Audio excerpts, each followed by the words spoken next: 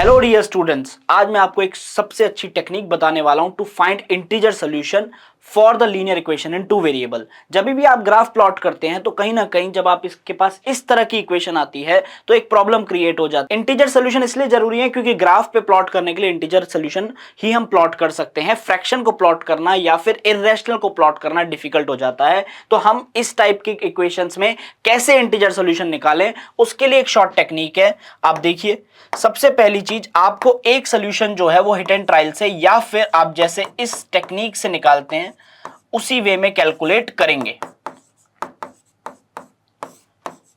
Clear? एक integer solution हमें इसी अप्रोच से फाइंड करना पड़ेगा। फर्स्ट इंटीजर सोल्यूशन, तो जैसे x की वैल्यू 5 पे y का वैल्यू 3 डालने पर ये सेटिस्फाई कर रहा है। अब इसके आगे अगर आपको प्लॉट निकालने हैं इंटीजर सोल्यूशन तो उसके लिए बहुत ही सिंपल सी टेक्निक है। x के केस में आप ये देखिए y का कोफिशिएंट क्या है। जैसे यहां y का कोफिशिएंट 3 है तो 5 + 3 8, 8 + 3 11।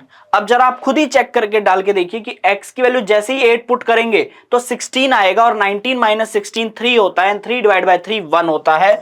इन द सेम वे जैसे ही 11 पुट करेंगे 22 आएगा, 22 को करेंगे तो -3/3 = -1। तो आप देख सकते हैं कि हमने x में y का कोफिशिएंट ऐड किया है और अगर आप y में ऑब्जर्व करेंगे तो x का कोफिशिएंट सब्ट्रैक्ट होता जा रहा है। तो इस टेक्निक की हेल्प से आप इस टाइप की इक्वेशंस के इंटीजर सॉल्यूशन निकाल सकते हैं और उनको ग्राफ पे प्लॉट कर सकते हैं। इसी तरह एक और एग्जांपल हम लेते हैं, 5x - 2y = 14। एक इंटीजर सॉल्यूशन आपको हिट एंड ट्रायल से ही निकालना पड़ेगा।